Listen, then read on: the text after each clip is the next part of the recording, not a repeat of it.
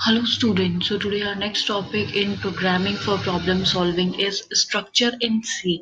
So हम structure क्यों use करते हैं, structure क्या होता है, हम ये देखेंगे आज इस वीडियो लेक्चर में. So लास्ट टाइम हमने array के बारे में पढ़ा था.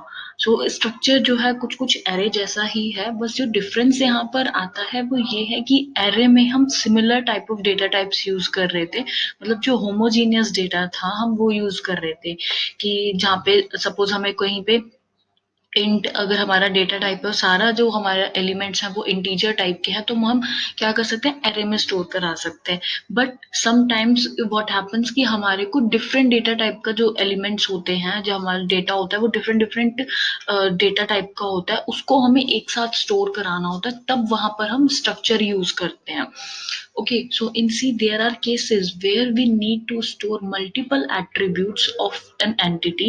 मतलब एक ही कोई entity है, जैसे हमारे पास सपोज कोई स्टूडेंट है या हम कहते हैं एम्प्लॉय है, तो उसकी डिफरेंट डिफरेंट एट्रीब्यूट्स होते हैं. डिफरेंट एट्रीब्यूट्स कैसे होंगे, जो उसकी प्रॉपर्टीज है, जैसे आपका उसका नेम है वो किस में आ जाएगा, कैरेक्टर में आएगा, स्ट्रिंग है तो ओके. देन उसका सपोज कोई एम्प्लॉय आईडी है या स्टूडेंट का कोई रोल नंबर है, वो इंटीजर टाइप का हो जाएगा.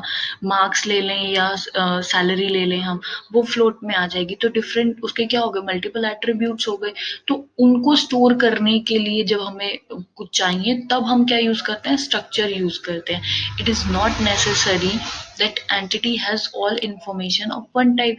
ऑब्वियसली ये सारी जो हमारी एंटिटीज हैं ये सब सेम टाइप की नहीं है, सब डिफरेंट टाइप की है. अब हर के लिए हम डिफरेंट डेटा टाइप यूज करेंगे हर एक एट्रीब्यूट के लिए.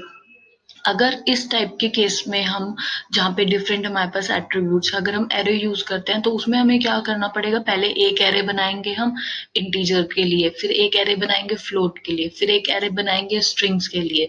तो वो क्या हो जाएगा, बहुत ज्यादा वाइड हो जाएगा. और प्लस उसमें हम ये नहीं डिफाइन कर पाएंगे कि जैसे हम काफी कंफ्यूज हो जाएंगे. सो इसलिए हम क्या करते हैं, स्ट्रक्चर यूज करते हैं. For example an entity student में हैव डिफरेंट नेम डिफरेंट हो सकते हैं, रोल नंबर डिफरेंट हो सकते हैं, मार्क्स डिफरेंट हो सकते हैं. तो इन सबको स्टोर करने के लिए हम क्या यूज कर रहे हैं, यहाँ पे स्ट्रक्चर यूज कर रहे हैं. अब इसमें कुछ फॉलोइंग अप्रोचेस हमारे पास है. Construct individual array for storing name, roll number and marks. अगर हम अलग अलग वो करते हैं, कंस्ट्रक्ट करेंगे एरे, तो वो अभी जैसे मैंने बताया उसमें एक प्रॉब्लम आपको फेस करना पड़ेगा. Then use a special data structure to store collection of different data type. तो हम क्या करते हैं, डिफरेंट डेटा टाइप के कलेक्शन को स्टोर करने के लिए हम एक अलग डेटा स्ट्रक्चर यूज करते हैं. और वो डेटा स्ट्रक्चर क्या है हमारे पास, structure. Now what is a structure, structure क्या होता है. स्ट्रक्चर जो है एक यूजर डिफाइंड डेटा टाइप है. एरे हमने पढ़ा था वो क्या था, ड्राइव्ड डेटा टाइप था. ड्राइव्ड डेटा टाइप था मतलब कि जो पहले से डेटा टाइप्स हमारे पास हैं उनको ड्राइव करके हमने बनाया था. अब स्ट्रक्चर जो है ये यूजर डिफाइंड में आता है क्योंकि यूजर अपने अकॉर्डिंग इसको डिफाइन करेगा. Okay, that enable us to store collection of different data type. अब ये क्या करता है, हमें इनेबल करता है to use collection of different data types. हम अलग अलग डेटा टाइप्स यूज कर सकते हैं. Each element of the structure is called member. हर एक जो भी हम डेटा टाइप यूज करेंगे, स्ट्रक्चर के जितने एलिमेंट्स होंगे हमारे, उसको हम मेंबर बोलते हैं. ओके, सो हम यहाँ पे यूज करते हैं, जब हम उसका सिंटेक्स देखते हैं, जब हमें इसको यूज करना होता है तो हम सबसे पहले एक कीवर्ड लेते हैं, स्ट्रक्ट. हम स्ट्रक्ट कीवर्ड के साथ इसको स्टार्ट करते हैं. देन स्ट्रक्चर का नेम हम देंगे. उसके बाद हम कर्ली ब्रेसेस से इसको स्टार्ट करके data type, then member one, data type member two. So N number of members हम इसमें यूज कर सकते हैं. हर किसी मेंबर के लिए हमें पहले उसका डेटा टाइप डिफाइन करना होगा. Let's take an example. यहाँ पे एक चीज और बहुत इंपॉर्टेंट है याद रखने के लिए, जब हम कर्ली ब्रेसेस यहाँ पर लगाते हैं तो जब क्लोज करेंगे तो हमें सेमी कॉलन जरूर लगाना है, ताकि कंपाइलर को पता चल जाए कि ये हमने एक स्ट्रक्ट जो है, एक स्ट्रक्चर हमने कंस्ट्रक्ट किया है. ओके, देन हम एक एग्जांपल लेते हैं. सपोज हमने एक एम्प्लॉय का एग्जांपल लिया है, तो सबसे पहले हम क्या करेंगे, स्ट्रक्ट कीवर्ड हमने लगाया है, जिससे कि क्या होगा, पता चलेगा कि हाँ हम स्ट्रक्चर यूज कर रहे हैं. देन एम्प्लॉय हमने उसको नेम दे दिया है, एम्प्लॉय. स्ट्रक्चर नेम क्या है हमारा, एम्प्लॉय. अब नेक्स्ट हमने क्या किया यहाँ पे, कर्ली ब्रेसेस के साथ स्टार्ट किया है। देन इंट आईडी, मतलब जो एम्प्लॉय की आईडी होगी वो किस टाइप की होगी, इंटीजर टाइप होगी। देन कैर नेम, मतलब हम जो नेम देंगे उसका वो ऑब्वियसली कैरेक्टर्स यूज करेंगे, और नंबर ऑफ कैरेक्टर होंगे तो हमने स्ट्रिंग दे, उसके लिए हमने साइज दे दिया है कितने हमारे पास नंबर्स आ सकते हैं, मैक्सिमम 20 नंबर जो अल्फाबेट्स हैं वो यूज कर सकते हैं यहाँ पे। Then float salary, salary floating points में हो सकती है तो इसलिए हमने फ्लोट ले लिया है। नाउ अब ये मेमोरी कैसे एलोकेशन होती है यहाँ पे स्ट्रक्चर की जब हम लेते हैं, तो फर्स्ट हमने यूज किया था इंटीजर आईडी, तो इंट आईडी ले रहे थे हम। तो इंट जो होता है वो कितने बाइट्स लेता है, 4 बाइट्स का होता है। तो 1000, सपोज 1000 से हमारी मेमोरी स्टार्ट हो रही है, तो 1000 टू 1004 जो होंगे ये हमारा आईडी के लिए अलोकेट हो जाएगा। देन कैर नेम, हमने सपोज 10 अगर लिया है तो उसके लिए 10 मेमोरी वो ले लेगा। 10 मेमोरी 1004 से लेके 1014 तक क्या होगी यहाँ पे नेम के लिए मेमोरी एलोकेट हो जाएगी। देन सैलरी, सैलरी फ्लोट में है, फ्लोट भी कितने 4 बाइट्स यूज करता है, तो यहाँ क्या होगा कि ये 4 बाइट्स की मेमोरी जो है वो सैलरी को अलॉट करा देगा। ओके, सो ये था कि मेमोरी एलोकेशन कैसे होता है। देन हम स्ट्रक्ट जो यूज कर रहे हैं, ये स्ट्रक्ट हमारा कीवर्ड है। एम्प्लॉय हमने यूज किया, हम इसको टैग बोल सकते हैं या स्ट्रक्चर टैग बोल सकते हैं, या हम इसको स्ट्रक्चर नेम बोल सकते हैं। देन हमने जितने भी डेटा टाइप और मेंबर्स यूज किए, ये हमारे मेंबर्स थे, या हम कह सकते हैं फील्ड ऑफ स्ट्रक्चर्स थे हमारे पास। अब नेक्स्ट जब हम इसको डिक्लेयर करते हैं, तो डिक्लेरेशन में हमारे पास 2 टाइप्स होते हैं। So we can declare in 2 types, तो 2 वेज है हमारे पास, हमको देखते हैं कैसे होता है। By struct keyword with in main function, एक होता है कि हम विद इन मेन फंक्शन इसको करें डिक्लेयर, और दूसरा हमारे पास है by declaring a variable at the time of defining the structure, और एक होता है कि हम वेरिएबल को भी यहाँ पे डिक्लेयर कर दें जब हम उसका स्ट्रक्चर डिफाइन कर रहे हैं।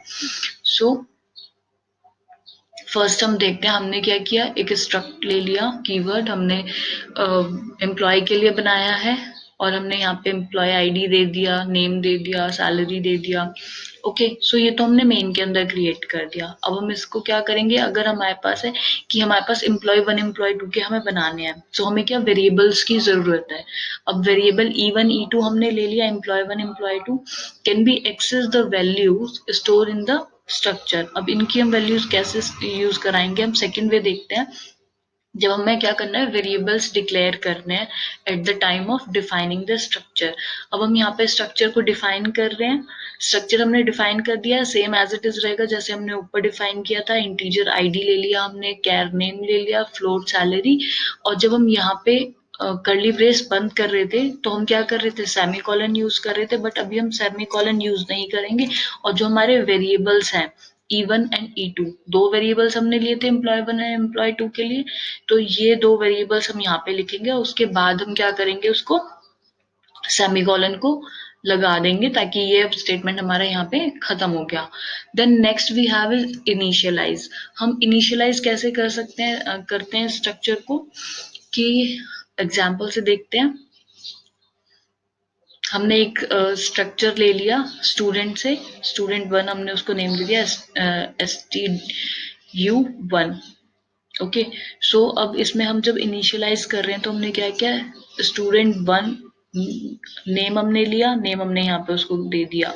देन यहीं पे हमने क्या किया, उसको इनिशियलाइज, सॉरी, तो हमने उसको यहाँ पे इनिशियलाइज कर दिया कि नेम हमने उसको यहीं पे गिवन किया है। देन रोल नंबर भी हमने यहाँ पर मेंशन करा दिया, देन हमने उसके मार्क्स भी यहाँ पे मेंशन करा दिए। तो ये क्या हो गया, हमने इसको इनिशियलाइज कर दिया। हम 0 से भी इनिशियलाइज कर सकते हैं, तो 0 से हम उसको इस तरह भी इनिशियलाइज कर सकते हैं कि हम लिख दे STU1, देन हम उसको ब्रैकेट में इक्वल्स टू 0 कर सकते हैं, इस तरह से हम लिख सकते हैं। तो ये क्या करेगा, इनिशियली सबकी वैल्यू क्या कर देगा, 0 कर देगा। और हम ये कर सकते हैं कि सबकी वैल्यूज यहाँ पे ऑलरेडी मेंशन कर दें। Then next we have is example, इसको एक एग्जाम्पल से समझते हैं। सेम एम्प्लॉय आईडी के एग्जाम्पल एम्प्लॉय से हम समझेंगे इसको। हमने स्ट्रक्चर लिया, struct name, struct keyword use किया, देन एम्प्लॉय आईडी, कैर, हमने यूज कर लिया यहाँ पर। सो आईडी इंटीजर में होगी, नेम जो है वो कैर में होगा, इवन हमने यहाँ पे दिया है, मतलब हम फर्स्ट वेरिएबल जो हमारा है एम्प्लॉय 1 उसको यहाँ पे डिक्लेयर कर रहे हैं, राइट। सो इंटीजर मेन में अब हम इसको डिक्लेयर करेंगे। सबसे पहले हम इंफॉर्मेशन इसकी यहाँ पर लेंगे। सो E1 आईडी, सो हमने क्या किया, एम्प्लॉय 1 की आईडी यहाँ पर दे दिया है। ओके, देन स्ट्रिंग कॉपी, यहाँ पे हम क्या कर रहे हैं, उसका नेम मेंशन करा रहे हैं, नेम दे रहे हैं हम स्ट्रिंग में, तो हमने कॉपी स्ट्रिंग करा दिया नेम उसका। Then print employ 1 ID here, यहाँ पे आईडी आ जाएगी उसकी, और प्रिंट एफ में हम लिखेंगे एम्प्लॉय 1 नेम।